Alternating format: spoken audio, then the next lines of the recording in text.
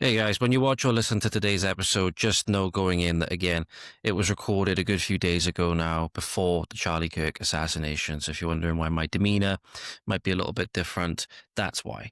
Also, it's important to note that I'm uploading it because although a lot of the stories might have developed since then, so this might not be the most up-to-date information on those stories, it's going to be very informative nonetheless. And a lot of the commentary on a lot of the issues, particularly towards the end with certain issues, I think is going to be very, very pertinent and very, very useful. Thank you very much as always, ladies and gentlemen. You take care. Godspeed. Today on Voice of the Valleys, we've got more grisly details for the racially motivated and very callous murder of 23-year-old Ukrainian refugee Irina Zarutska. I'm going to be going over all of the developments from that. We'll also be going over developments from Nepal and France, where Nepal have taken their communist leadership, and those who were not lucky enough to escape by helicopter have been thrown into rivers. And France, with the collapse of their parliament, is in full-blown riot. We've also got more very confusing stuff coming out of the Vatican, but one based Cardinal in particular, who I was hoping was going to be Pope. But ayo, all that and more today on Voice of the Valleys. Why, hello there, ladies and gentlemen. Welcome back to Voice of the Valleys, yet again with your host, friendly neighbourhood far-right Doug, always satirical, unless he's not, Mr. George Cresswell. Hope all doing well. Hope we're all having a fantastic morning, afternoon, evening, night, wherever you are. Can only apologise, ladies and gentlemen. Obviously, the last podcast with so much to cover and it coming out later than I anticipated that it would or wanted it to. It was obviously very long. It was nearly 2 hours long. And that was obviously with little bits that were thrown in later on because in the editing process, whilst it was uploading, I went back into Grok and I wanted to do some extra statistical stuff with regards to like a breakdown of crimes in the UK per capita and then as a percentage of population ratio and stuff like that. So hope we all enjoyed it. Very like big comment response. Clearly a lot of the things we're talking about in these issues in particular hitting people where they really, really care about. You know, there's obviously I don't tend to get a lot of views on this channel outside of, certain videos that have done particularly well where they've just gone massively viral, like the clip of the Canary Wharf migrant and the updates that we weren't told until afterwards when that hit, I think it's nearly at 48,000 views and nearly at 47,000 views. So aside from certain videos like that, we don't get a lot of views and obviously don't necessarily get a lot of comments, but there's a lot of comments on the podcast that went out recently. So thank you all so much for your comments. And yeah, really appreciate you guys leaving suggestions as well. One of the comments which I saw was more so with regards to the production and stuff of the podcast, with regards to the trying to break it up with more intervals and stuff like that. And I tried to use like the chapters with timestamps in the description and stuff like that. If you guys have any additional information as to what I can do, because I'm not the most technically literate guy and I'm just one guy doing this. I do all the editing, I do all the production, I do all the scouring for the content, I do everything. There's no production team or anything like that. And I do everything inside of OBS, and you just use a free software at the moment. If you guys have any ideas on how I can like set things up to make it a little bit more, higher quality production, like obviously some of the big podcasts you see with like the really high production quality, like the stuff that the Daily Wire produce, like the Matt Walsh show, Michael Knowles show, all of those guys. Obviously you have some independent content creators that have a lot more capital and a lot more resources to hire editing teams and stuff like that, and producers, etc. at their disposal, like Brett Cooper, Candace Owens, Tucker Carlson, etc. If you guys have any advice as to little things that I can do, maybe ways to like add musical intervals to transition so that we can make it feel a lot more like a high quality presentation inside of OBS, because I come from a fitness background. I don't come from a technological and political background. I speak about this because it's important for everybody to know about, and these conversations are important because politics affects everybody. Okay, I done sports science in uni, and I was working in gyms up until the point, I still work in one gym, but I was working in a gym up until the point where that gym sacked me off for my political views and stuff like that. So again, I don't come from a technological background or anything like that, and I have very, very limited resources. But if you guys have any advice on things that I can do like OBS and stuff like that, I'm more than happy to hear it. Thank you all so much for tuning in as always. Getting straight into today. One thing again, ladies and gentlemen, if there is a specific section, get this out of the way as we're in the first couple of minutes. that you want to skip to, check out the chapters in the description down below or in the show notes, or if you're on Spotify and stuff like that. See, there's a particular story. It might not come until like 45 minutes or an hour in, depending on how long the podcast is, with how much we've got to go through. It might be a story you want to hear my take on, or hear a recap on, that comes, as I said, 50 minutes in or whatever. So you can look at the timestamps and see if there's anything in there that you wouldn't listen to otherwise due to time constraints. I understand I'm not the easiest person to listen to. I don't exactly have a face for radio, but not the voice for it. You know what I mean? So anyway, getting straight into today, just check the chapters to make sure you're seeing all of the content that you want. I know that was something that somebody suggested, but there's always timestamps and chapters down in the description below. Getting straight into today. However, first things to go over, ladies and gentlemen, there's been more footage obviously released, and this is not the full 7-minute video which has been released. This is a shortened version of that video. However, you can go find the full 7-minute clip online, which shows the whole grisly incident. This is from Nick Soto on X, who's also taken the footage that was released by Alex Jones, and they've time synced different camera perspectives, so you can get a lot greater perspective as to what's going on. So obviously we know that recently, obviously a couple of days ago, the young Ukrainian refugee in North Charlotte, Irina Zarutska, was, callously stabbed multiple times to death in a racially motivated killing. Killer himself saying, I got that white girl. You can share that on the video which I put in before in the last episode. And again, some people are trying to say, some people really, really disgusting are trying to say that one post I saw, which I had to respond to earlier, was saying, look, we don't see any cuts on the neck. How do we know that this is actually what happened, despite the fact that you see her collapse seconds after this happened in a pool of blood and stuff like that? One of the artists, which I want to bring this up on screen, ladies and gentlemen, which is why this should really be getting a lot more traction than it is, because of the absolute depravity of it, is that George Alexopoulos, I hope I'm pronouncing his name right there, he's a American cartoonist. He released this image. I'm going to put this up on screen, ladies and gentlemen, for you to get an idea of how, again, truly barbaric this was. If you haven't been keeping up with the news or whatever, just look at this illustration, which will be coming up on screen in a moment. And this is this young girl's final moments. Imagine if this was your daughter, that this was her final moments. For those of you who are listening, not watching, ladies and gentlemen, the illustration shows, it's a 4-part illustration, 4 boxes in like 4 quadrants. Top left, the first one, it's a young girl from the perspective, a first-person perspective of her looking down at her phone. Obviously, this is in a cartoon, style. Next one, you see her looking up at the roof of the train car with this horrific, demonic looking person looking down at her.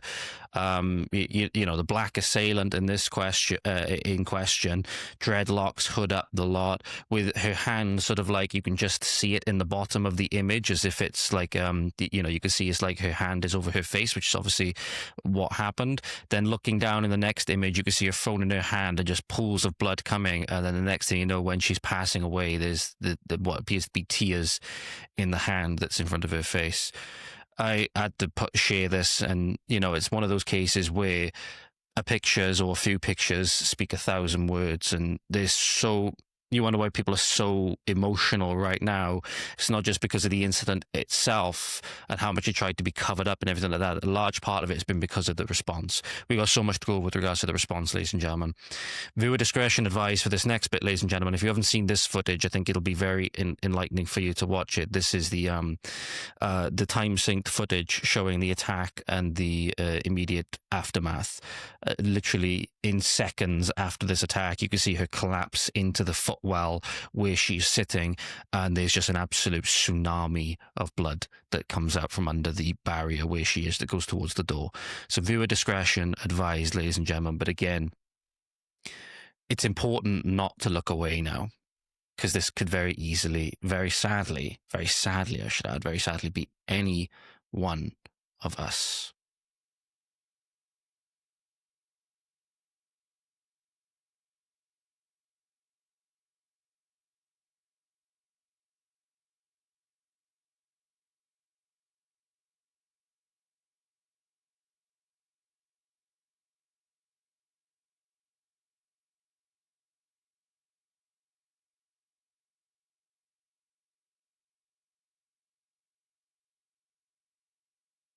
Like, no, yeah, that like, oh,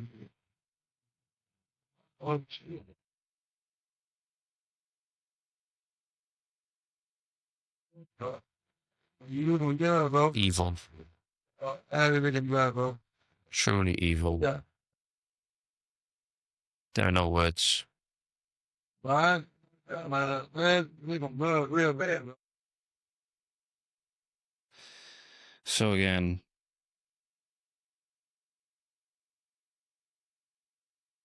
and the really sad thing is, ladies and gentlemen, is that the really damning footage came from the other people that were on the train, who, shall we say, shared racial characteristics with this person, and rather than helping her in any way, they proceeded to get up as if nothing happened and walk to the other end of the train car. I'll see if I can find part of that footage for you now, ladies and gentlemen, so you can really understand.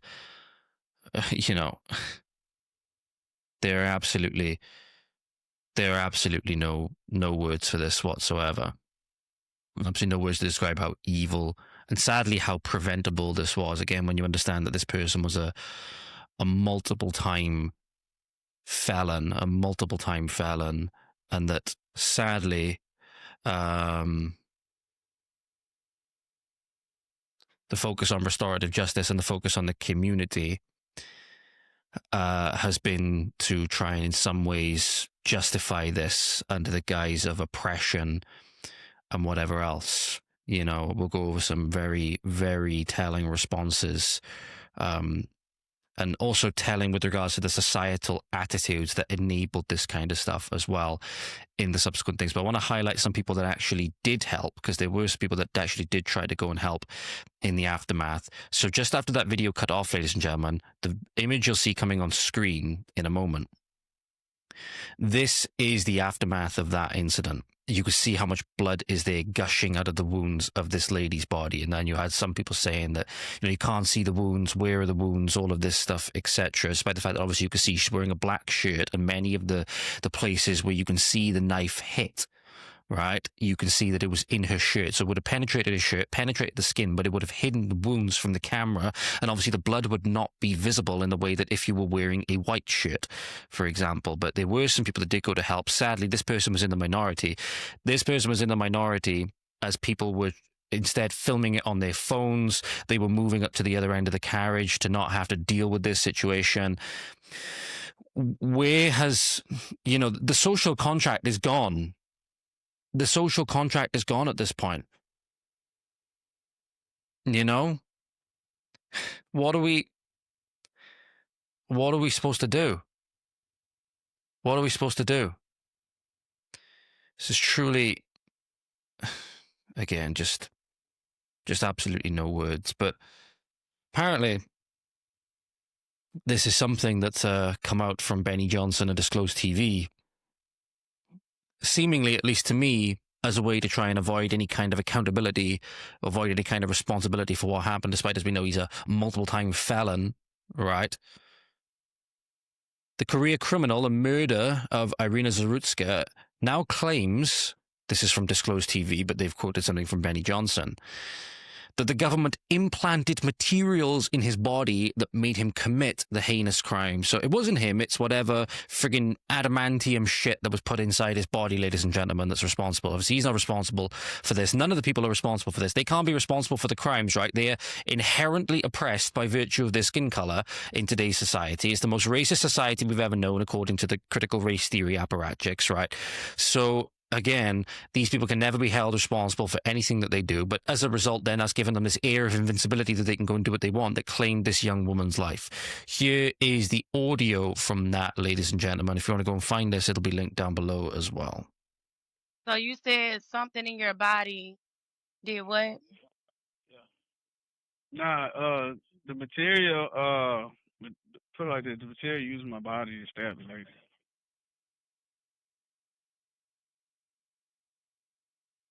And so she just got stabbed. Yeah. You know that's not me. I'm talking about just for no reason.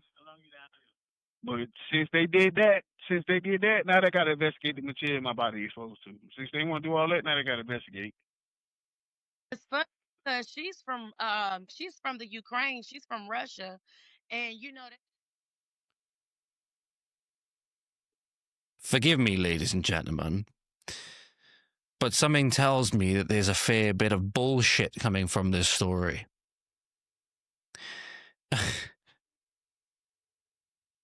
And it tells you the media is probably going to run with the mental illness, the mental illness narrative massively, obviously.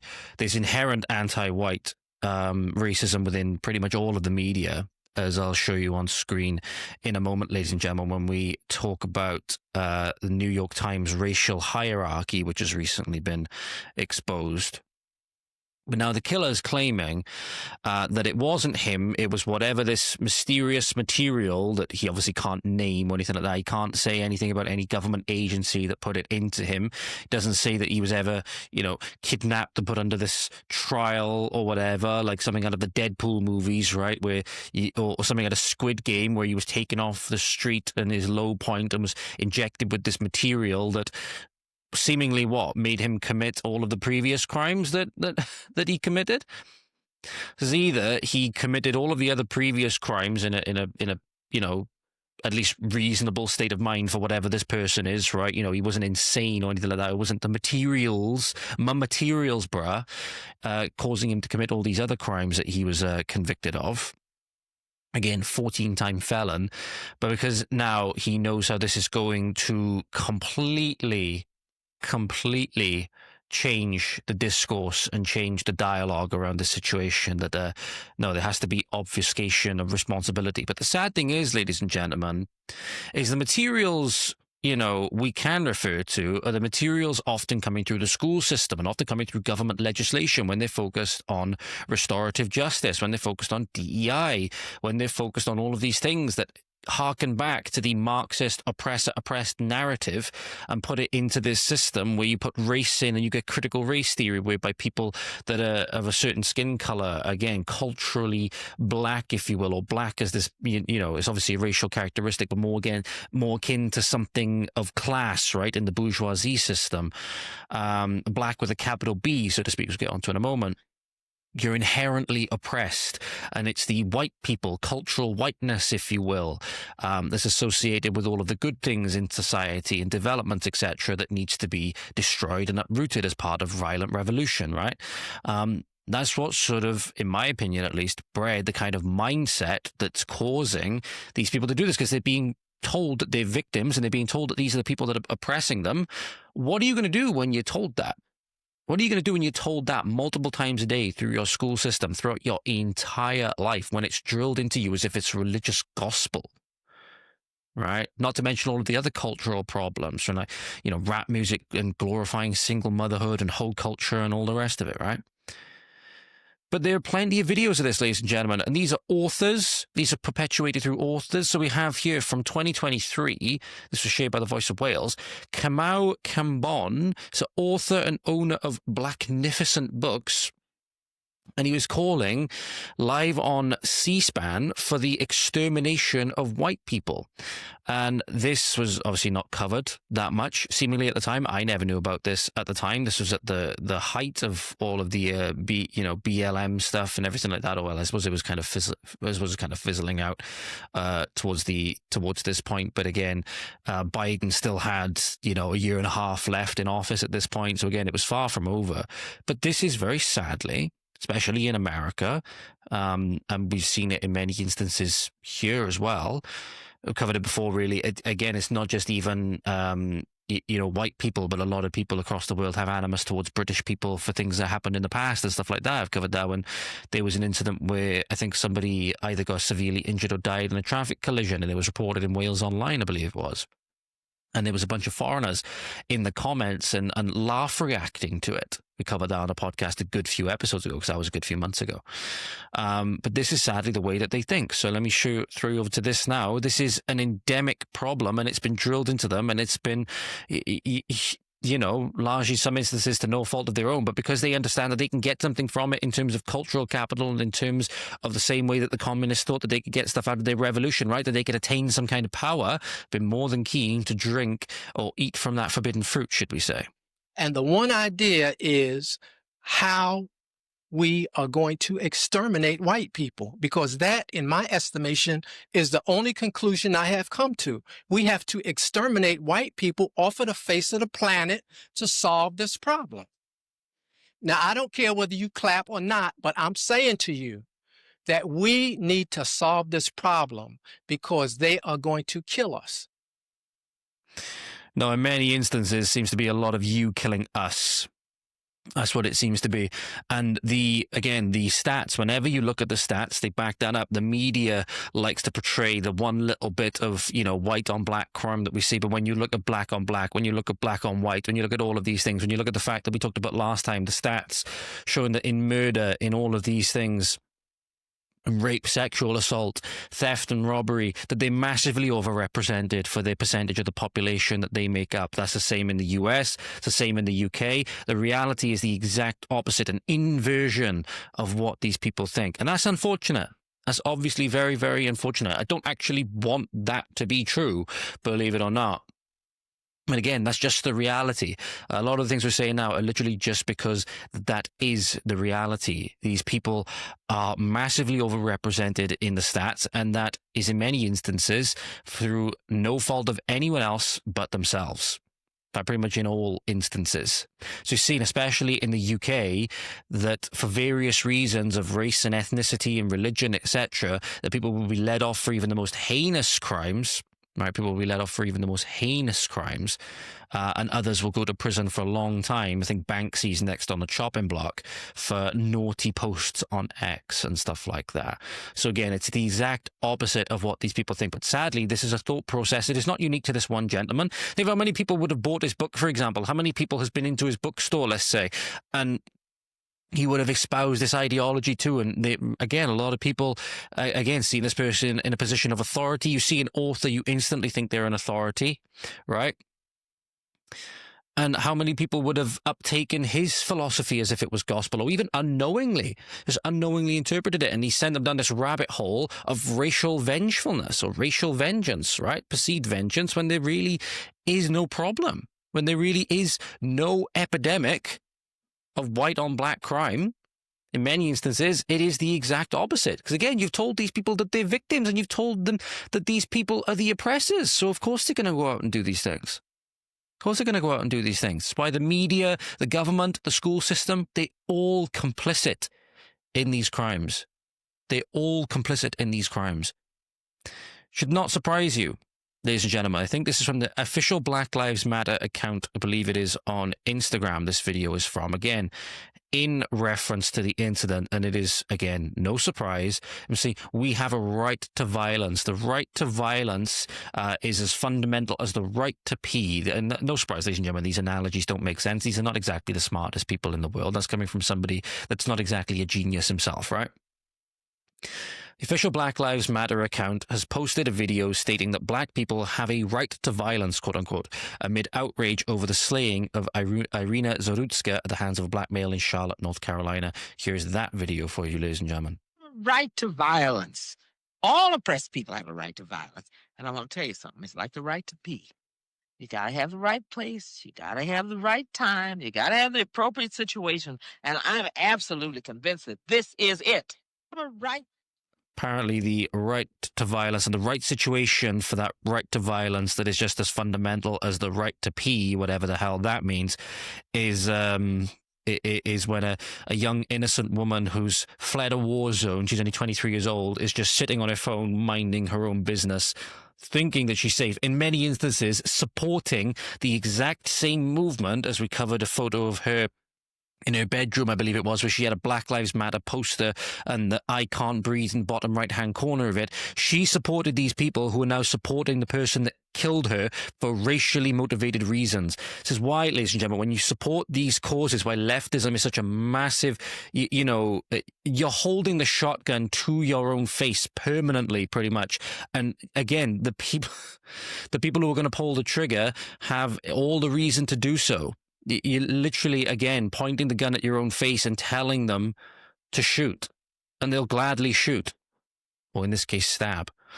I struggle for analogies sometimes, but again, it's like the classic, you know, or Ouroboros, or feeding the, you know, monster. You're trying to feed this monster because you believe it's, no, I can change it. I can do whatever, right? I want to appear virtuous. And then it comes and quite literally stabs you. Comes and quite literally stabs you in the back, or in this case, the upper chest and the neck.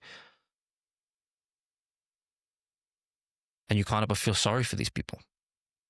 You can't ever feel sorry for these people because the infection has been drilled in and implanted so deep.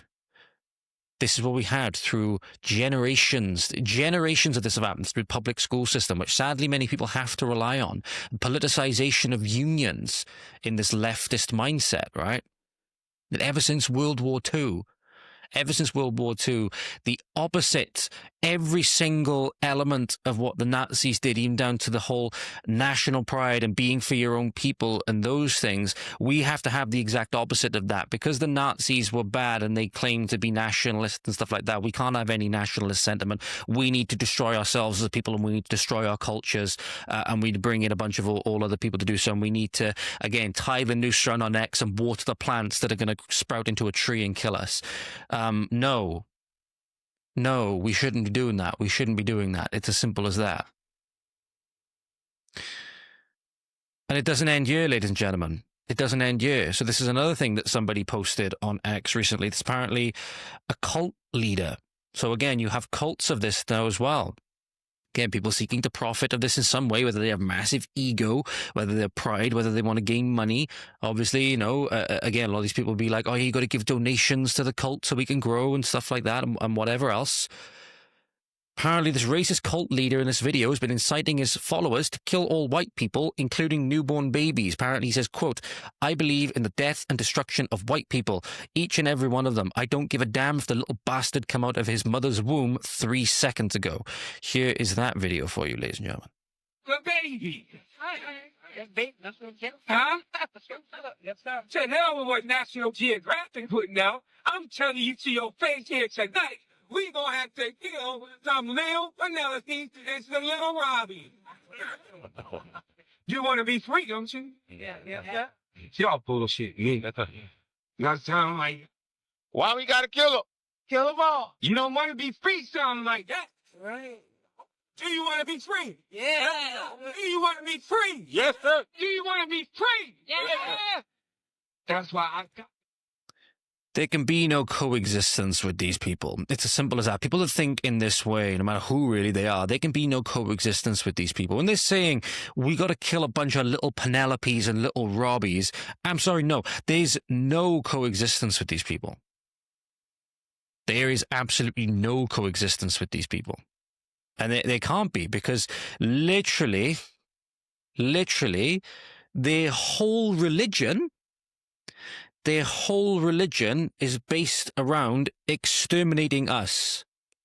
And sadly, this is, much like in many instances, again, not, grouping in everybody with this, but there's now many instances, like the Pakistani grooming gangs were a community-wide problem, because even then, you might not have had people within that community that directly raped children.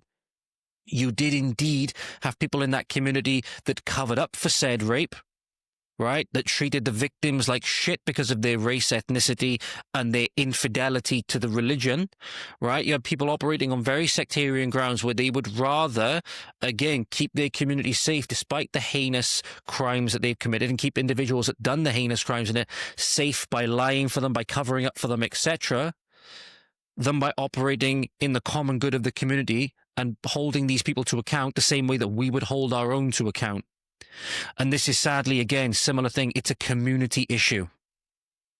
And that's just the reality. Unfortunately, that's just the reality. The judicial system obviously doesn't help. The judicial system obviously doesn't help. the woke judiciary, whereby you have violent criminals and whoever else that are released, right, early release, and there's no deterrence for their crime, so instantly they go and do it again. You saw earlier with the times that we've reported it before, with Labour's early release scheme and stuff like that, how many of them went on to recommit crimes within 24 hours or within the first couple of days after being released. They were readmitted to prison because they were out committing crimes again. Leniency is not working. Leniency is obviously not working, but that is what our quote-unquote justice systems are based on. So a Colorado sheriff in this instance admits he was forced to release a quote-unquote very dangerous inmate from jail because of state law that requires criminals found incompetent to stand trial to be released. I'm sorry, no, if that's the case, we need to get rid of this whole incompetent to stand trial stuff, because it's just resulting in people being put in danger, it's resulting in all of our communities being put in danger. And I'm sorry, if they're not even competent enough to stand trial, what makes you think they're competent enough to be out in our communities? If they're not even competent enough to stand trial, surely they're not competent enough to be out in their communities. Said he is a very dangerous person, and his actions, from what we can tell, were unprovoked. This is Weld County Sheriff Steve Reams warned the public about a potentially dangerous inmate he had to release on Monday. So here you go, ladies and gentlemen. Here's examples again of the judicial systems, quote-unquote judicial systems, bending over backwards for people that will never respect it and will go recommit crimes and pose danger to the communities, all in the names of restorative justice and equity and all of these things. It's a very violent crime, and how rapidly this person has accumulated contacts with law enforcement, it's concerning. Weld County Sheriff Steve Reams is warning his residents of a man he released from jail, not by his own choosing, but because the suspect was ruled incompetent to stand trial. With that ruling, we're forced to release that individual. That individual is Debisa Ephraim, a 21-year-old who Reams says is seen in these videos fighting northern Coloradans. The videos, too graphic to be shown in full, show men being knocked unconscious and then continuously punched in the face while lying on the ground. He's a very dangerous person, and his actions, from what we can tell, were unprovoked. So why did he walk free without ever seeing a jury? Reams says it's the result of House Bill 1034, signed into law last year by Governor Jared Polis. The law, at its core, said those found incompetent to stand trial should be sent to mental health care instead of incarceration. But that is contingent on the suspect qualifying for that care, which Ephraim did not, Reams says. So Monday morning, he walked free from charges like attempted murder and the cell that he lived in for the last 5 months. This, or the case that happened in Said there he walked away from charges of attempted murder, ladies and gentlemen. That's what we're talking about here, the quote-unquote justice system. Obviously, this is America, but we're seeing very similar things in the UK with the early release schemes and stuff like that. You've got people that are involved in grooming gangs that have never seen a day in prison or been released early. You've got violent criminals coming out onto the streets, having only served about like 20% of their time or 40% of their time. What deterrent is there for these people not to go and do it again? We already told them that they're inherently victimized by whatever reason, by virtue of their religion or by virtue of their race and all of these things, and it's these people that are oppressing them. Told them all of these things. So what is the deterrent to stop them from going out and do it again when they know that if they even get convicted, they're not probably even going to go back for as long as they were before anyway? They're going to be going back for the same time, probably even shorter, because obviously they would have locked more people up for social media posts by that point. So there's going to be more prison overcrowding. So they're going to say, oh, we're not going to release the thought criminals because they've committed crimes against humanity with the X posts, right? So they're going to say, oh no, we got to release these other people early. And it's restorative justice and it's equity, right? Because they're systemically underprivileged and oppressed against by the violent white oppressors. No, this narrative is done. This narrative is absolutely done. That's why obviously they tried to memory hold this murder so much. That's why none of the mainstream leftist, associated propaganda and all the rest of them wanted to talk about it. Because it's blown the narrative wide open. It's completely changed the discourse, and there's no going back now. There's absolutely no going back. And speaking of these propaganda organizations, ladies and gentlemen, this is something that's very, very stark. And this is where you realize, if you look like me, there's a target on your back, whether you realize it or not, and whether you want it or not, and whether you even want to play the culture war game or not. Okay? You have enemies in this world, even if you don't think that you do. Because people, by virtue of whatever your history, right, your ancestry, your ethnicity, where you live, right, because they perceive themselves as being victims and you were the oppressor, people have made you their enemy, right? Even if you have no reason to make any of them your enemy, okay? You have a target on your back, whether you realize it or not. It's been peddled by organizations like, particularly in America, in this instance, the New York Times. So in this instance, the New York Times has implemented a racial hierarchy to its reporting where any time the word black comes up and it refers to a person, right, or a community, they will capitalize the B in black, but they will never do it for any white person or talking about a white community. There's a perfect example here where somebody has screenshotted this extract from the New York Times, ladies and gentlemen. It is perfectly clear to see. And in many instances, another poster I forgot to bookmark made an example of the reasons why, all to do with culture and systemic injustice, etc. All of these basic reasons, or all of the the boilerplate reasons that we're always given for blatant racial discrimination. And look at this, ladies and gentlemen. So you're seeing it on screen now, and I'll read it for you. I'll read the first paragraph for you. After the video's release, a number of influential conservatives also accused major news outlets, including the New York Times, of ignoring the story because the crime was committed by a black man against a white woman. Now, again, it says there at the end, ladies and gentlemen, black man, white woman. If you look on screen, you'll see that the B in black is capitalized, the W in white is not. The reason for the media silence is racial, Dinesh D'Souza, the right-wing commentator, wrote in an online post on Sunday. If the killer were white, again, the W is not capitalized, this would get coverage. Of course it was. We saw that last time with how much the media is biased towards white killers versus black killers. In instances, the black killers, not only will their race not be mentioned most of the time, right, in the news outlets that do report it, only about 30% of them actually do report it, whereas it's over 90% for white killers. So it's, again, threefold difference. Of course, if it were a white assailant murdering a black victim, and black is indeed capitalized, then it would be front page headlines everywhere. And he's completely right. He's absolutely completely right. So make no mistake, ladies and gentlemen, like I said, whether you realize it or not, you might think we live in this perfectly egalitarian, equal society. We absolutely don't. Because a lot of the people that are in the media in the UK as well, whether it's in Wales, whether it's Scotland, England, wherever, they operate on much the same thought patterns. They might not be as overt in this way, right, thinking that they can get away with it, because the sentiment, right, all of the sentiment with regards to Islam, immigration, etc., has been building for nearly 100 years. It's been building for about 80 years now. So you can even go back to 1945 and see that there was very little or no sentiment expressed for wanting immigration. It has been forced on generations of us, and we've just been basically forced again to accept it. And that's, again, not even necessarily, my view, but you only got to look at accounts of veterans from World War II, where a lot of them are expressing, this is not the country that I fought for.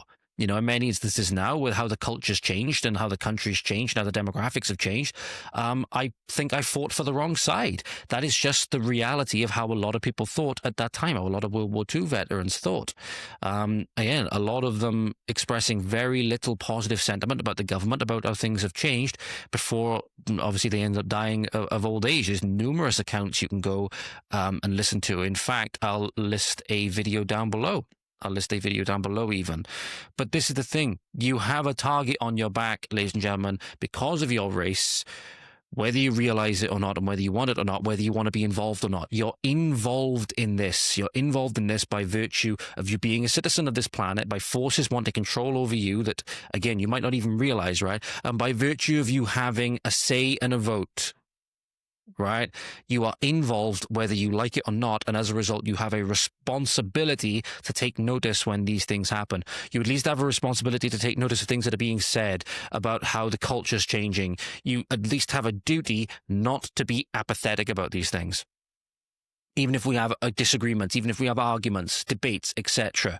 It's a duty for people to be active, because this is what people campaigned for. Supposedly, feminism being this, uproot grassroots movement, right? That, again, it's all a complete lie. It's all a complete lie. It was bankrolled by some of the most powerful individuals on the planet. It's been one of the greatest psyops in recent memory. But again, supposedly the people of the past fought so hard to get you the right to vote. And now so many people don't care, or they don't even look at the party that they're voting for. They just vote purely for, I don't know, who their parents voted for, or just for the party that the community has always voted for, without giving a shit about the policies. People are so apathetic, they don't even look at these things. Or their thought process becomes so warped, they actually vote for their own destruction. Again, it makes a really good case against universal suffrage in many ways. And I'm speaking there as somebody that would probably qualify for losing the right to vote. But anyway, I understand that universal suffrage has been an absolutely disastrous thing in many ways, or at the very least, you can make that case. And one thing to take into account, ladies and gentlemen, is how big, like, the bankroll is for people that are actively, this is again another American example, but you want to think about things whenever Plaid, for example, Plaid Cymru, talk about making Wales a nation of sanctuary, all of these things, and the woke judiciary, etc. Think of that when I read you this next bit with how how do you say this? Mecklenburg, I believe it's called, Mecklenburg County was awarded its second grant in the amount of $1 million from the MacArthur Foundation as part of the Safety and Justice Challenge to continue supporting the county's efforts to develop and implement strategies capable of positively impacting the main drivers of the local jail population.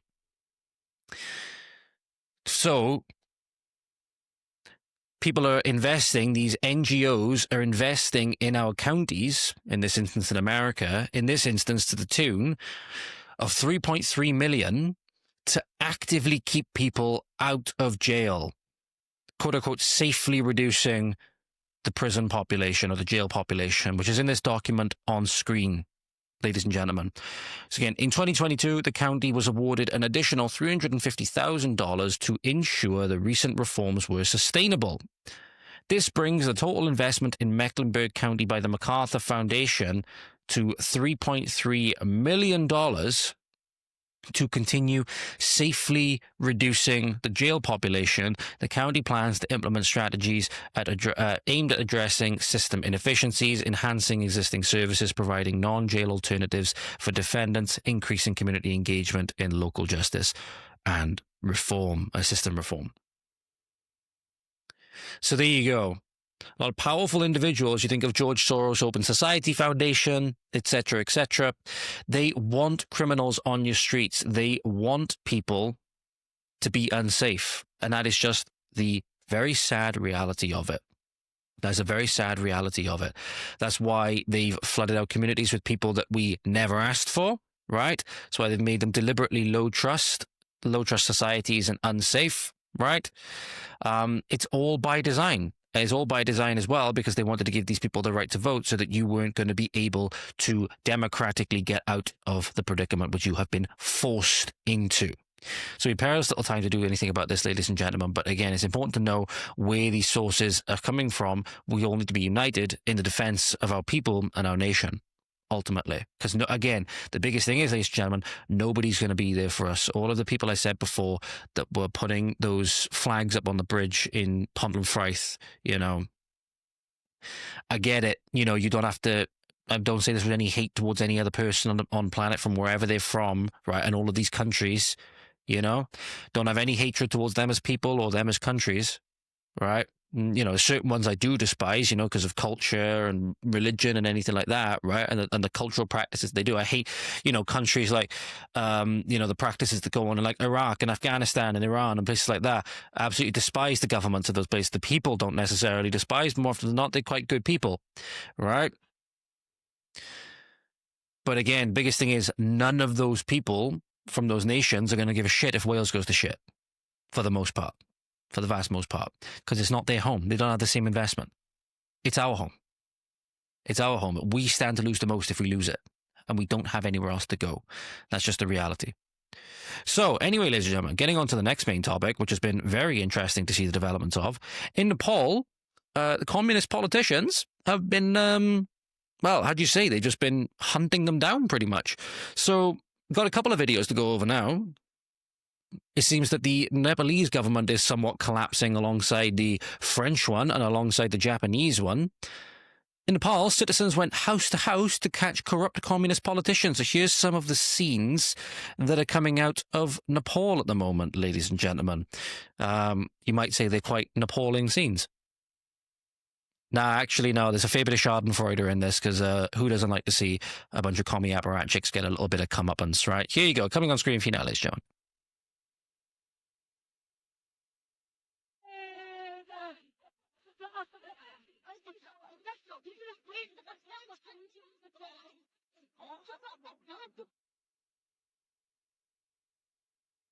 So it's not something you ever like to see. They've gone into the homes of one of these politicians. Notice, ladies and gentlemen, obviously, a lot of politicians, while you live in squalor, they live in like multi-story mansions. You know, it's just like rooftop pools and shit like that. Funny how that works, right?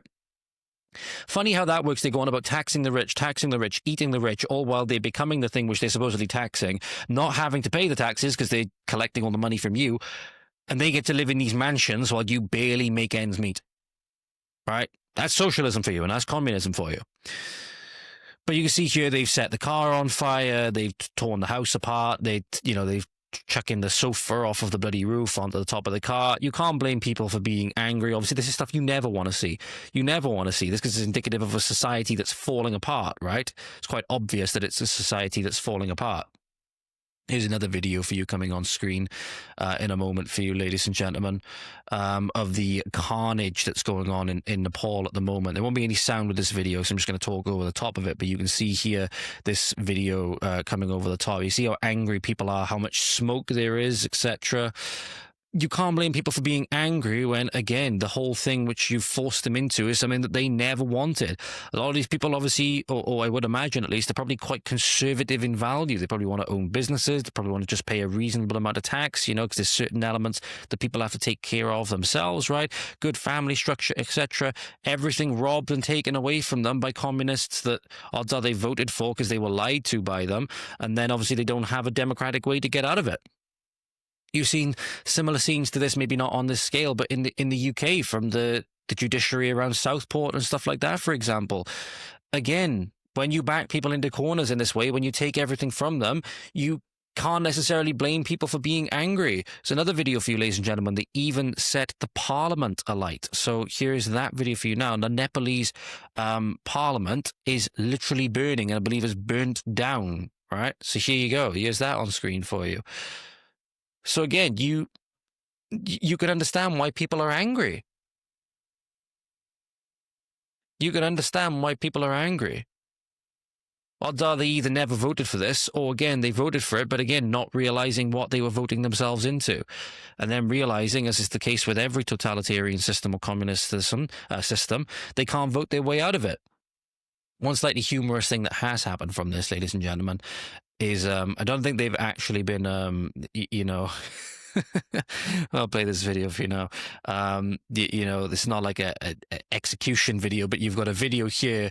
They've been throwing their politicians, if they can get their hands on them, into rivers and chasing them to rivers. Just be careful, make sure this video doesn't get pulled, because I can't really tell if the guy running to the river is naked or not. I don't think he is. But here's another video, ladies and gentlemen, of the people throwing their leaders into a river and then chasing them, seemingly at this point for sport. Seemingly at this point for sport.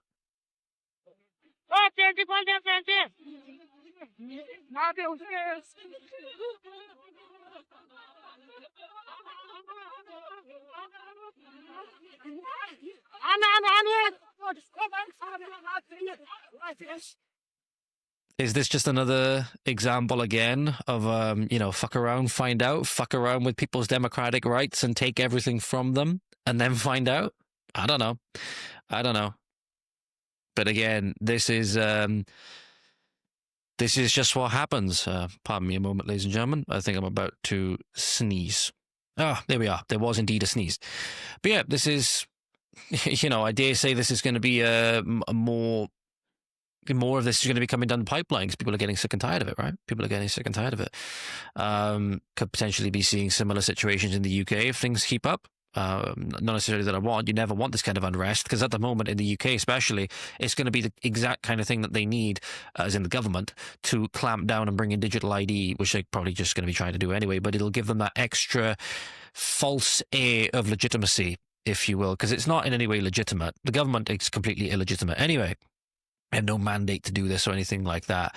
David Lammy, the cervix whisperer, being the deputy prime minister of the UK is just truly disgusting. And the Home Secretary now being Shabana Mahmood, which again, a foreign Muslim lady saying that yes, they're going to secure the borders and yes, they're going to do this. It's Takia on full display. It's Takia on full display, doing hand in hand with the treasonous Labour government to take us over. right? She likely sees it again as expanding the caliphate. That's how she's going to see it, right? But it'll be the exact thing in the UK at the moment, which will serve as an impetus to be like, nope, we need to crack down. We need to bring in digital ID now. Seems like they don't have that much concern about that in Nepal at the moment. So again, if it gets them out of the totalitarian system, if it gets them out from under the thumb of the communists that again will lecture them about, you know, eating the rich and stuff like that, etc., all while taking everything from them, I'm not exactly feeling sorry. I'm not exactly feeling sorry for these apparatchiks. You know what I mean? I can only hope that, you know, our government is next. I hope that our government is next and we actually get a government led by, you know, people of this country, people of our people, right, that will actually do good for us and actually be a legitimate government. So, another thing that's been happening, ladies and gentlemen, which obviously was the French Parliament has collapsed recently. And there's been riots on the streets of France, as you can imagine. The far left have begun attacking French riot police in front of the Ministry of the Interior today. Pardon me. The French militant far left has promised to block the country, quote unquote, with violent riots today. Here is some examples, or here is an example of this violent block the country unrest that's going on in France at the moment. Very scary scenes.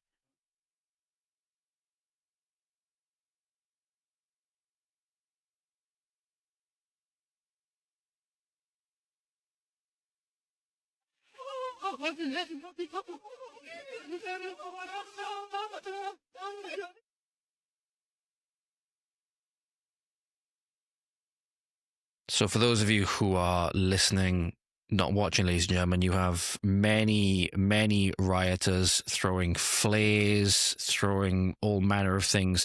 The wheelie bins that are used to dispose of rubbish, right? Throwing them at the police with shields and batons, right? But they're not exactly using them. They're not exactly like going for the rioters and trying to actually subdue them or anything like that. They're just more so trying to stop themselves from being hit. You have one rioter jumping up on top of a police car, trying to stamp the, trying to stamp the windshield in. Believe he was unsuccessful because I believe it was a reinforced windshield. Absolute carnage. There is rubbish everywhere, as you can imagine. Some of these bins are full of rubbish, right? So if this doesn't get cleaned, they're probably going to have a massive rat problem.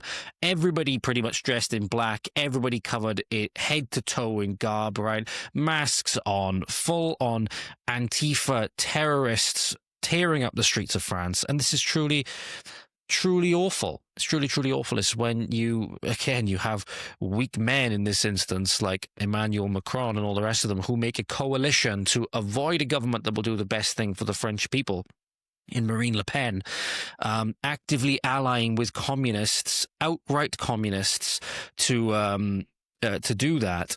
This is what you get, and I just feel sorry for the regular French person. There's another video here, ladies and gentlemen, from freedomnews.tv, which I'll bring up on screen for you now as well. More of the unrest that can be observed. I believe this was a little bit later on in the day, but again, you can see they've torn the streets apart. It truly looks like something out of Sodom and Gomorrah, honestly.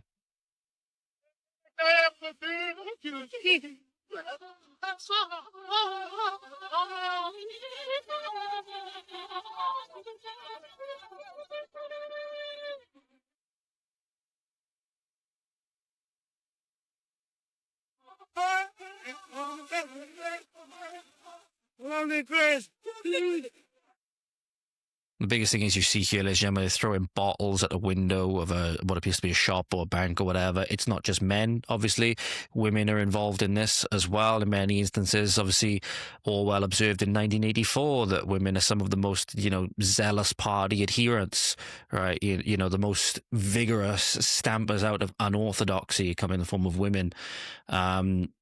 The firing off fireworks, all manner of things, right? This is truly chaos. They're defacing monuments, the lot. Again, with people that think like this, with people that act like this, with all of these things, there can be no any kind of coexistence or anything like that. These whole people's idea, these whole people's purpose for living is to tear things down. Is the classic thing that whatever it is doesn't matter. All that matters is the revolution. You can't have a cohesive, peaceful, and civilized society with the only thing that's on people's mind at any given point for whatever reason, even though the exact people that these people believe that they are the revolutionaries, so to speak, the people that they support are in government, or at least they were in France's case. They're the ones with the power, but yet they feel as though they're constantly having to be in this state of revolution because that's all that matters to them. It doesn't matter what it is. It just matters that they're tearing down the system in some way. You can't have a society where people's whole shtick is to tear down the society. And you wonder why a lot of our communities look like shit, because we've internalized these things. You know? So it's truly, truly awful. Truly, truly awful. And again, a lot of these people have no business being in France. A lot of these people are distinctly not French, right? A lot of the people in the Notting Hill Festival, for example, that glorious display of Caribbean and black culture, supposedly. The reality is none of those people have to be here. Or at least in instances, the vast majority of them, because they're not of our people. One thing that is really scary, though, as well, ladies and gentlemen, is scary developments in Eastern Europe is that, moving on to a slightly different topic now, during a nighttime violation of Polish airspace, this is from a War News PL account on X, more than 20, most likely estimates in this instance from this account comes at 23, Russian drones have been detected, in theory being suicide drones, and they were primarily fired upon by Dutch F-35s, but there's been American aircraft that was scrambled into Polish airspace. NATO is now involved as well. NATO is now involved because Poland actually invoked Article 4 of NATO in response to this, because they were tipped off by, I believe, Belarus that these drones were coming through Belarusian airspace and going to Poland.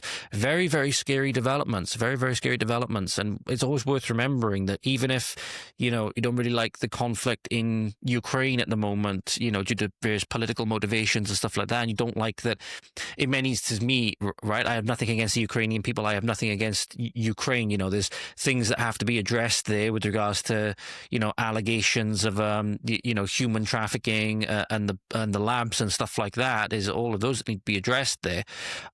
But the people, again, like any other people on the planet, you want the best for them. You want the self-determination for them, right? You don't want them to be encroached by a imperialistic power that Putin is saying he wants to expand the Soviet Union, right? You don't want that. And Poland ended up invoking, as I said, Article 4 of NATO, which has basically brought everyone in for consultation. It's not like a war decree, and obviously many people, I think, would be against that purely because all of our nations, deliberately by our governments, have been besieged for generations, not just decades now. We're talking generations even. We're talking multiple decades, right?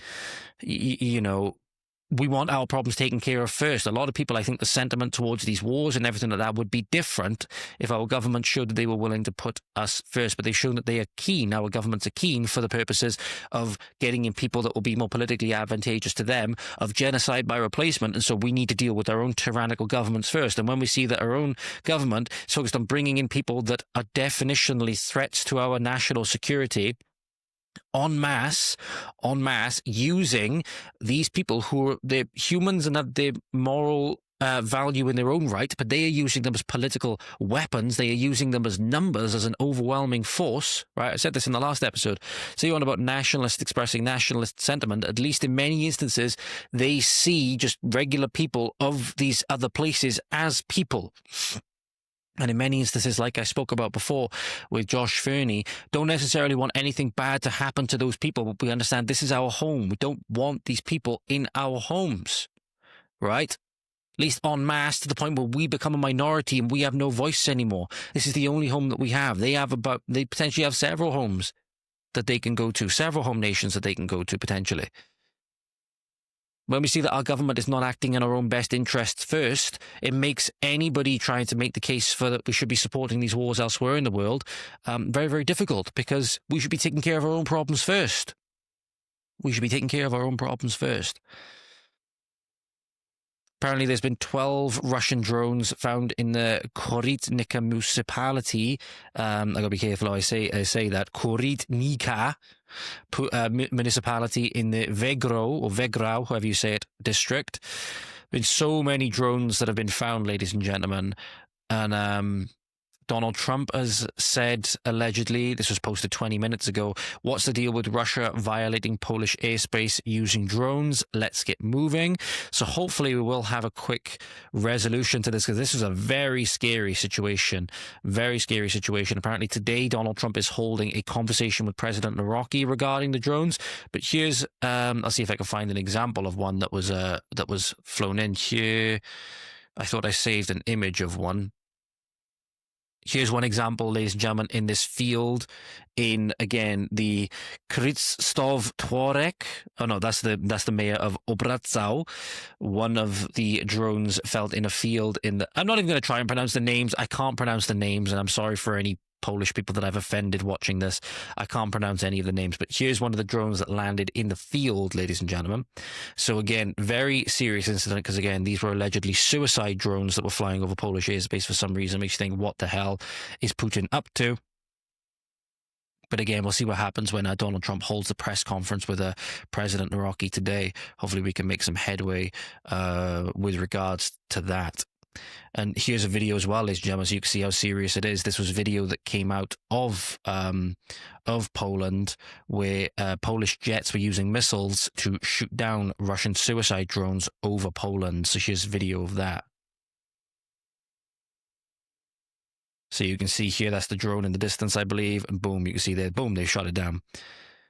So yeah, very, very scary stuff indeed, ladies and gentlemen. Very, very scary stuff indeed. I can only hope that this isn't going to be part of an escalation. In that, you should imagine that our politicians, our treasonous politicians in this country are only going to be too keen to put boots on the ground, because again, it's more of our defence force that's going away. It leaves our homeland all the more vulnerable as they introduce conscription and things like that. If, like I believe it's Article 5 of NATO that gets invoked, and then all of the other countries have to send their forces in, it's only going to make us all the more vulnerable with the foreign military force we already have inside our borders. And again, that's just the reality. Very, very unfortunate situation. I hope that it gets resolved very, very soon. Speaking of, again, I wanted to put this before that in the podcast, Asia, but come back to it now, because I want you to give some, again, when you see things like this, ladies and gentlemen, you wonder why there's so much anti-government sentiment at the moment. It's because, again, you see that politicians of all ilk, of all areas in the world, whether they're in South America, whether they're in Japan, as we'll talk to about these two instances in a moment, they're hell-bent on forcing their citizens to do something which they don't want to do, in the name of multiculturalism, in the name of, again, using immigration as a political weapon for political gain, for the votes, right? Using democracy to subvert and to get rid of democracy, using democracy to vote democracy out. Peru Councilman Peter, I'm not sure how to pronounce his surname, Sahaidachny, tells concerned citizens that they should learn Haitian Creole in response to an influx of Haitians. He's a councilman in Peru, as I mentioned. Peru, Indiana, in this instance, population of 11,003 people. Needless to say, they're not pleased. Here is the video of that, ladies and gentlemen. You wonder why people don't like their political representation at the moment. This is why. A lot of good things have happened in Peru. No, we're not a perfect society, but here's the challenge. Okay, so if the Haitians come, you know what? Let's hire people that can teach them English. I was there. I did it for a whole year. I work with them one-on-one.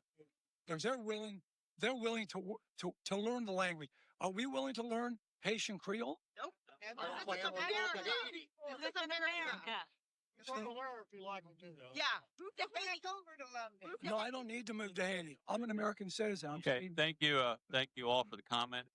Love that. They tell him to move to Haiti. You want us to learn the language? No, you move to Haiti. I don't need to move to Haiti. I'm an American citizen. So again, I don't need to change. You guys need to change. Because again, biggest thing is, and after this, I'll play you a tremendous video from Rupert Lowe. Play you a tremendous video from Rupert Lowe where he sums things up so well, because Rupert Lowe's really captured, public sentiment really well at the moment. He's been strong in his rhetoric. He's been uncompromising in many things. People would argue maybe he's not going far enough.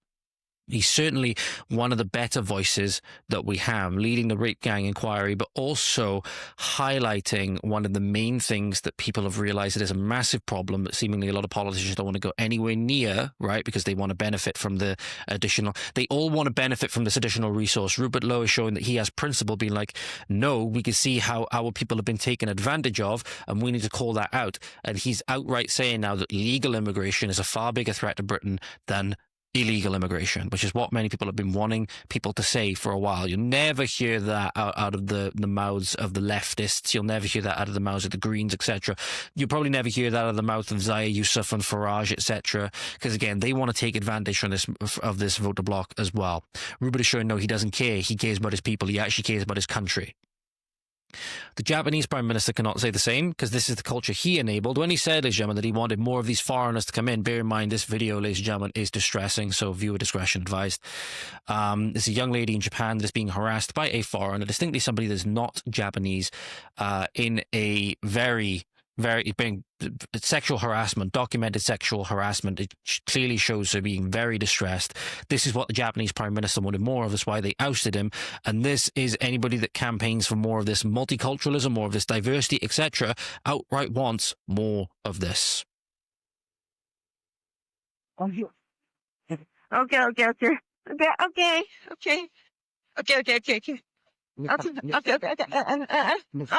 Listen, come with me. Listen. Oh, please. Oh, please don't hold my arm or whatever. I'm alone. No. I have to take the MRT. I have to take MRT. Listen. Listen. I'm alone. I'm not alone. I'm not alone. Oh, no. Come. Oh. Let's hold me.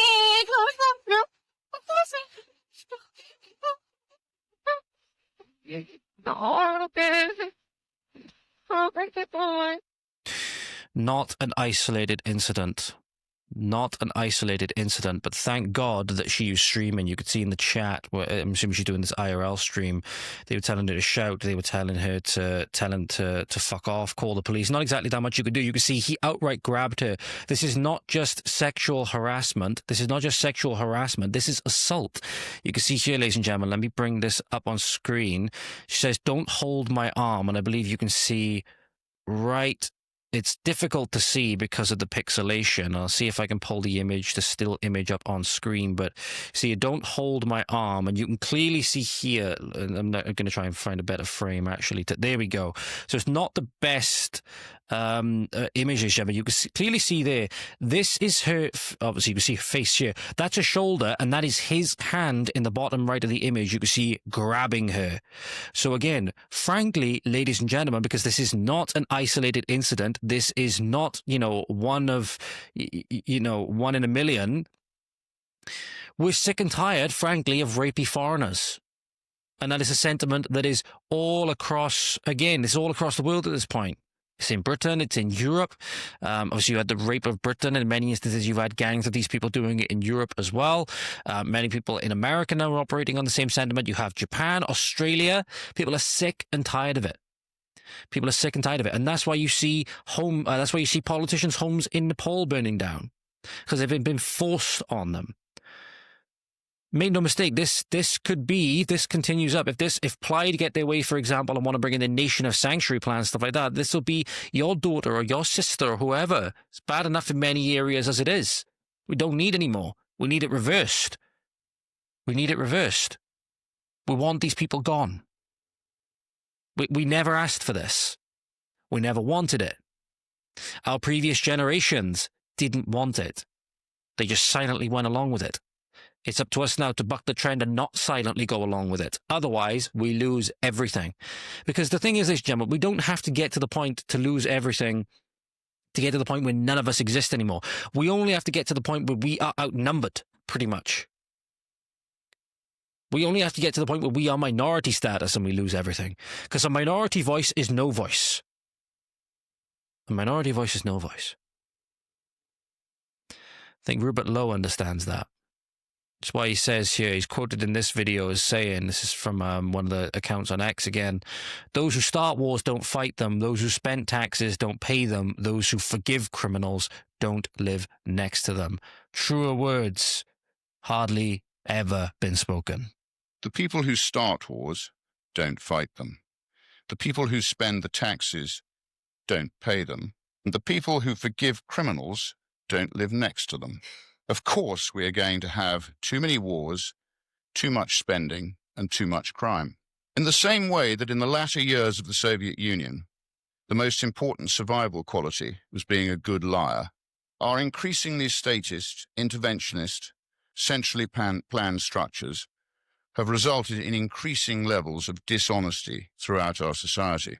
Our tribal bonds have been weakened by surrendering to the European Union, resulting in mass legal and illegal immigration, creating insecurity and an uncertain outlook. The private... Absolutely 100% right. The video is about 2 minutes long, ladies and gentlemen. It'll be linked down below. Go and find it. Absolutely right. Absolutely right. And so far, Rupert Lowe certainly has my vote for Prime Minister if I was to vote for somebody tomorrow. Absolutely. It's as simple as that. He seems to be the only one really that truly, or at least has the best grasp of understanding what is going on. It's been the single greatest force, at least in terms of who we have in Parliament at the moment. There's been, you know, figures that have shifted the Overthrown window, you could say, but they don't necessarily have any direct political control, right? People who've been forcing issues in order to shift public dialogue and to shift the Overthrown window, referencing what we deem as acceptable or what we deem as normal now, right? Rupert Lowe has been one of the premier force, possibly the only premier force in Parliament that has been truly shifting the dialogue in a way that is moving it significantly to the right. Seemingly the others, like the containment, like Nigel Farage and Lee Anderson, etc., they want to try and give off the illusion that they're doing that, but it falls apart in their policy. Everybody can see through them, as if they're a transparent screen. Again, I lose analogies when I speak for this long.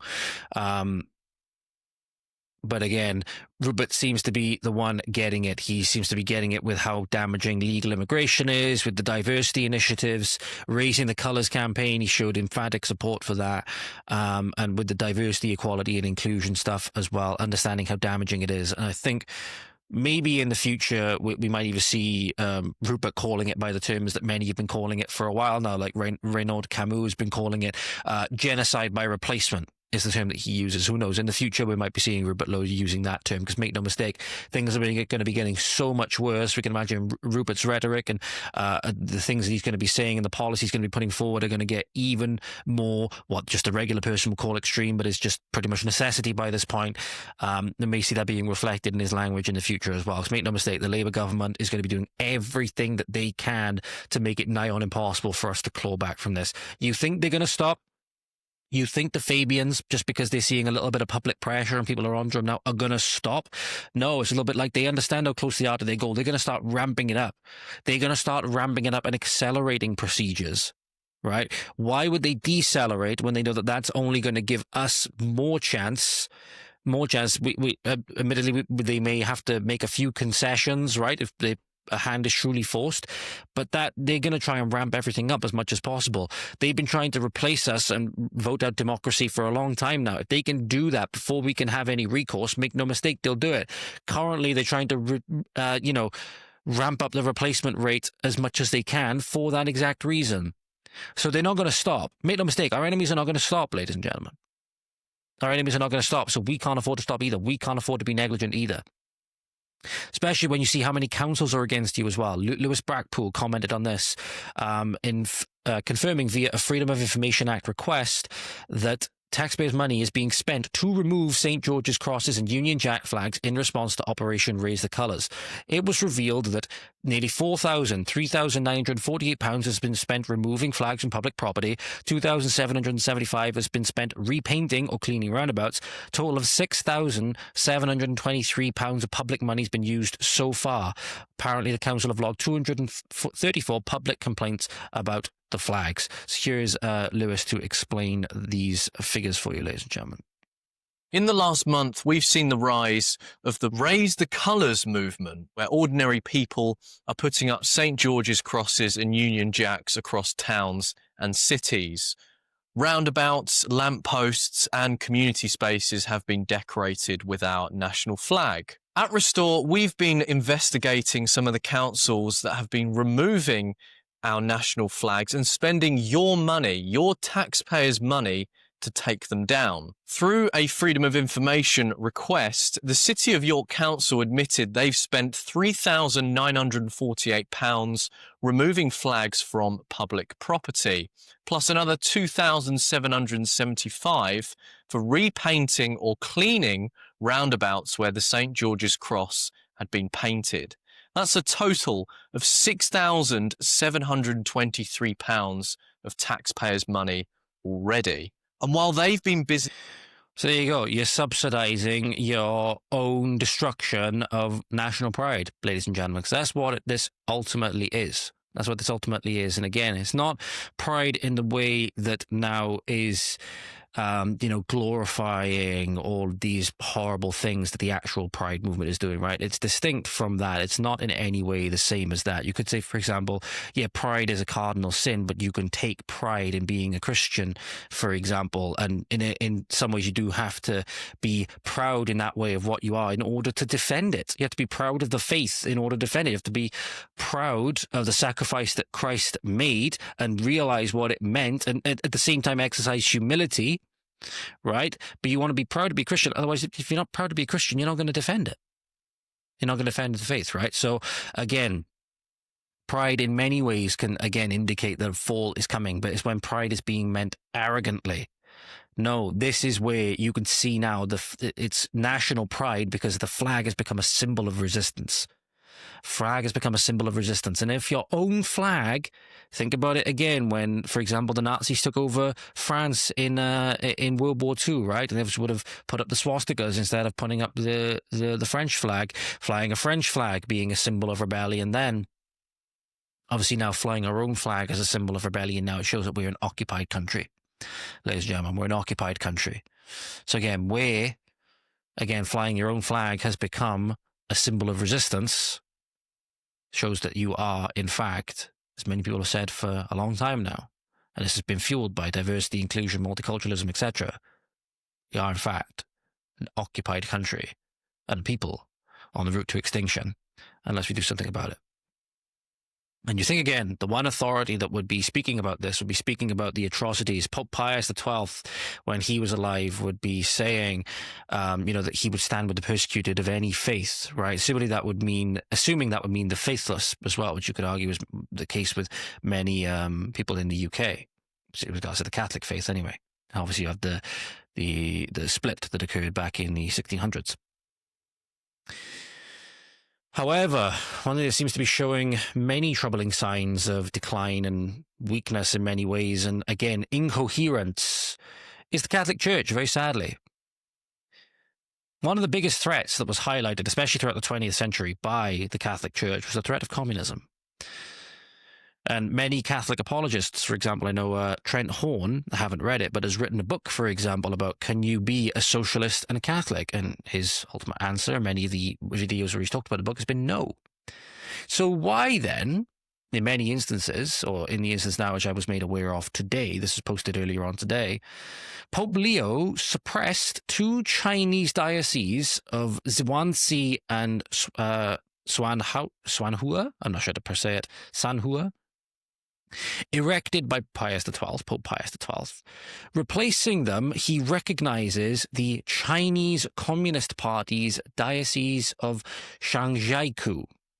Father Wang Zehui, again, I apologize if I'm pronouncing that wrong, will be the new bishop, having been the CCP's ambitious lead in Jiangjiakou for years. So now the Pope Leo, which is truly troubling after many people, again, the history of the Catholic Church has been staunchly against communism, has now made an underground deal with the Chinese Communist Party, basically giving the Chinese communists ownership of the Catholic Church in China. You think they're not going to politicize that? You think because they see that in many instances in China at the moment, it does seem that faith is on the rise because people are despairing. People are despairing because of the government which they've allowed to erect itself, the system which they've, again, allowed to be brought in with the surveillance and the social credit system and everything like that, the modern day surveillance Orwellian state. Many of them are despairing for the fact that they get made homeless at the flick of a switch, that they get no ownership over where they go. They have no ownership of anything. China is the epitome of you will own nothing and be happy because you won't have a choice to be happy, because if you express sadness and if you express any discontent with the regime, then we will just make it so much worse. You understand, when people get so fucking hopeless quite literally, but hopeless like that, they turn to faith because they have nothing left. And now the government in China has said that they're going to try and come in and take over the Catholic Church, right? And the Pope has been like, yep, go ahead. What the fuck is going on?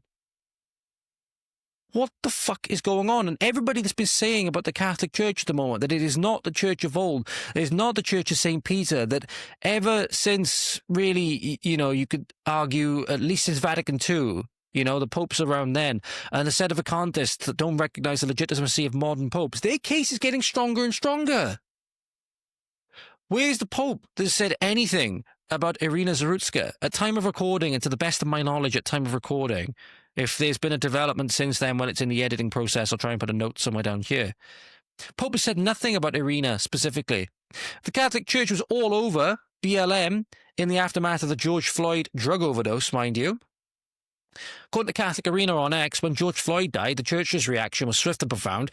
The Pope condemned racism and his death, issuing a message to the USA.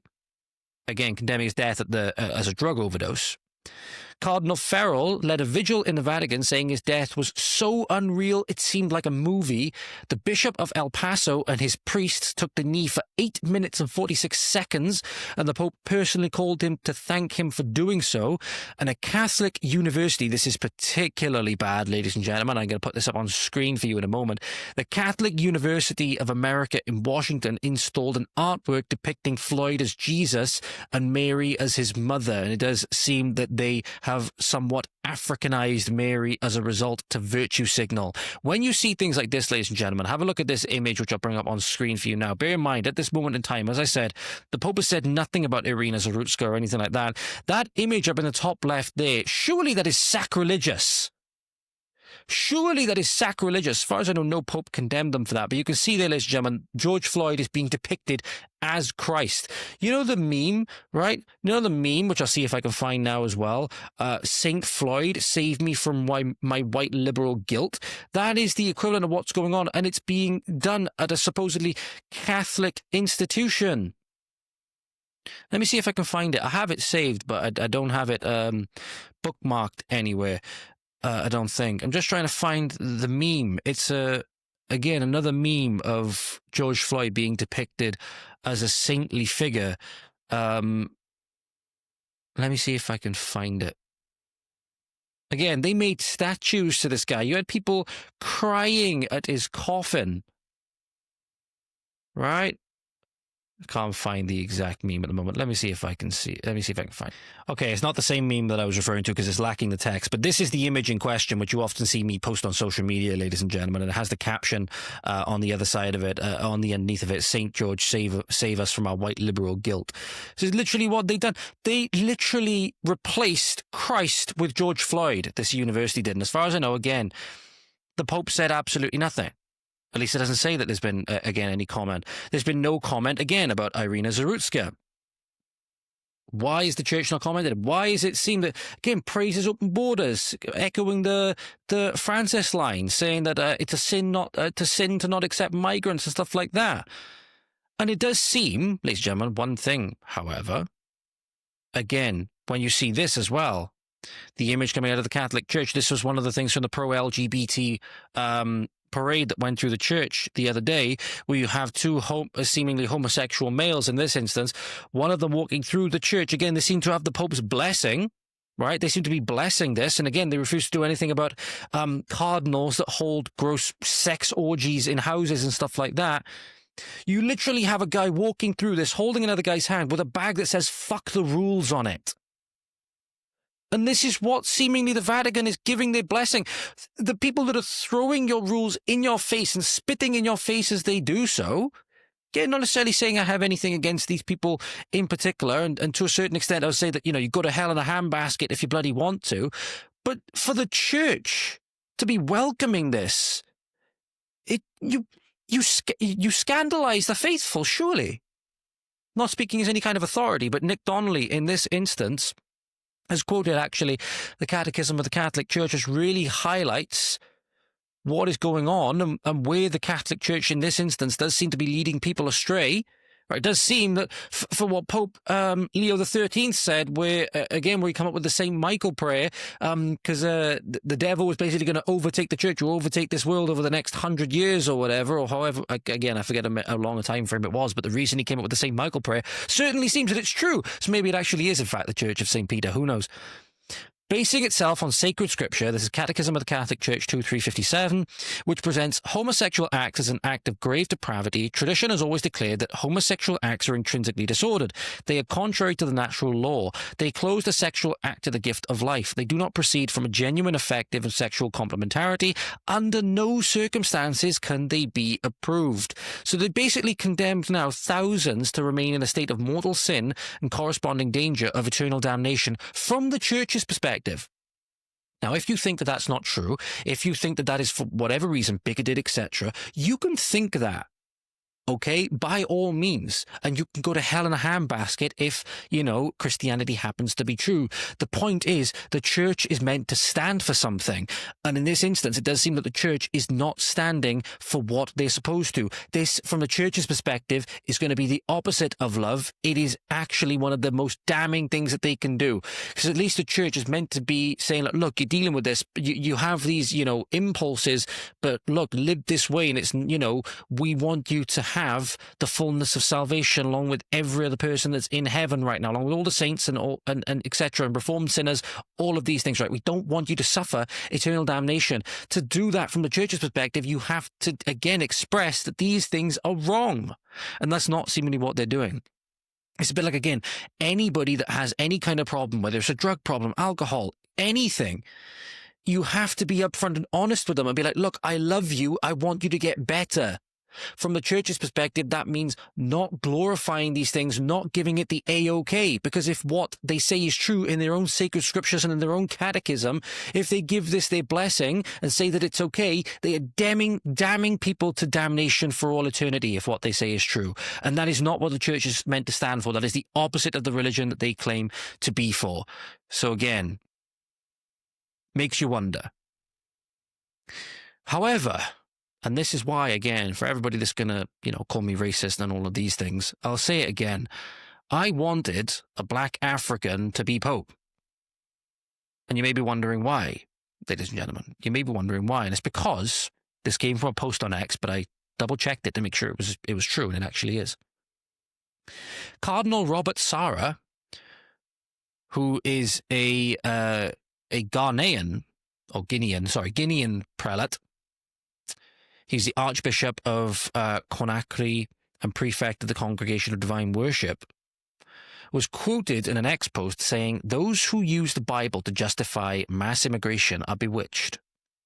Now, again, people say wrong things in social media posts, right? People lie. People attribute things to religious leaders that they didn't actually say. However, having asked Grok, did he actually say what he said, what the post claimed that he said? Yes, in fact, he did make the statement in 2019 in an interview with the French magazine Valeurs Actuelles. I hope I'm pronouncing that right. He criticized religious leaders for using the Gospels to promote mass immigration and described them as bewitched. So here's that here's talking about that from the Daily Caller, ladies and gentlemen. Cardinal Sarah denounces using the Bible to justify mass immigration. So those of you making the case that we need to be super empathetic and open our borders to everybody under the guise of empathy and Christians should not be turning people away or whatever, allow me to let this, prelate, archbishop, cardinal explain, all right? Because again, it echoes a lot of the things that I said when it says that Christians are to make disciples of all nations. You can't do that if you don't have any nations. To have nations, you have to have borders, and you have to have people within those nations that correspond and make that nation what it is. Cardinal Sarah of Guinea called out religious leaders who use the Bible to justify mass immigration. In the French magazine, the cardinal said that priests and bishops who use the Gospels to promote mass immigration are bewitched. He also added that most immigrants who migrate to Europe often end up living in poor conditions and without work or dignity, or in many instances they're used as an imported slave class, which is why, I believe it was Deliveroo, but it might have been Uber Eats. You might hear me mute these names because I don't want to, imply that it was. One of the prominent food delivery services said on social media that they were now potentially going to have to hike their prices up a little bit because of constraints on illegal workers. Quite literally saying they want illegal migrants in because they can pay them less. They can pay them less because then they can charge less for their services so that they can make more money in the long run, simply because they want an imported slave class. They want an imported slave class. These people are of the mindset that the Democrats and the Southerners were at the height of the American Civil War, for example, by saying they wanted cheap labor. They wanted cheap labor, which they could either pay nothing for or pay very little, because if they had to give this job to a regular British person, they would have to pay them more.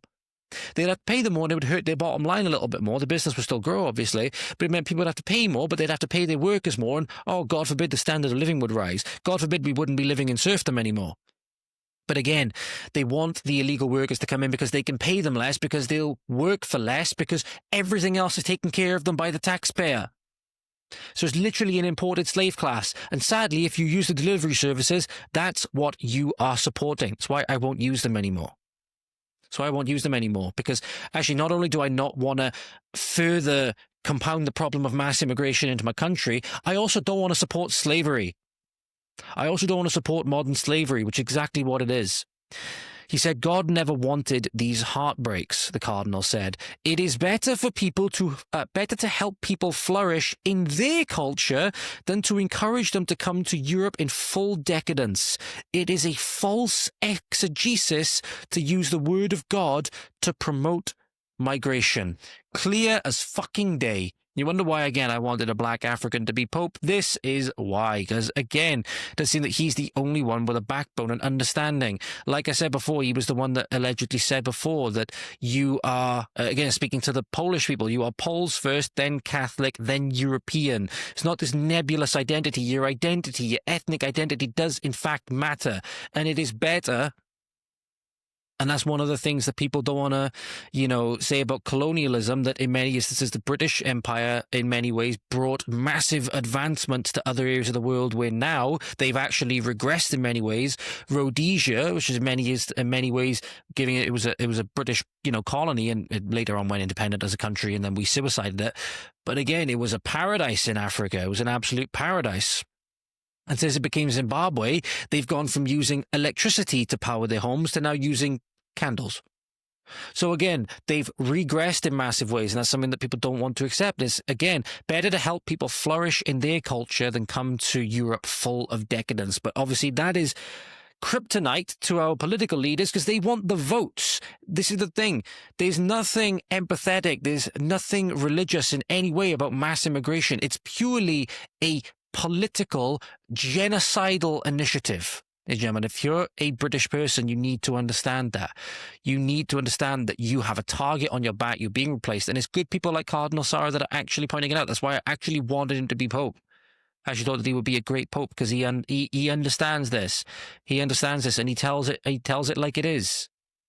He tells it like it is, and he's actually one of the people, again, that is in these positions actually fighting for the peoples of their native lands, fighting for the people of Europe, fighting for the people of Britain. I don't know if he's actually mentioned anything like the rape gangs and stuff like that, but it's echoing sentiment that, again, it backs up the nationalist narrative in many ways, not necessarily to the many extremes that I think many people want to take it.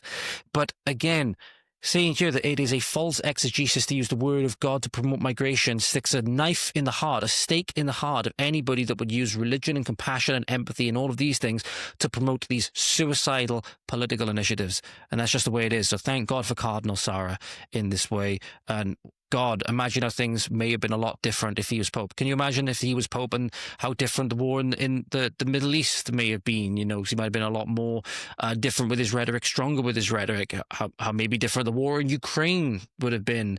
It does seem that it may when you don't have figures in these positions that you respect, and in many ways, fear is an element of respect as well. This is what happens, and especially with an institution that is important as the Church of St. Peter. And that'll do it for today. Thank you very much, ladies and gentlemen. I hope you enjoyed it. Hope you find it useful. Obviously, have a fantastic morning, afternoon, evening, night. Wherever you are, you'll find the articles and everything linked down below, obviously, and all the clips, etc. Diolch yn fawr. Thank you for watching. Hwyl fawr. We'll see you next time. You take care now. Godspeed.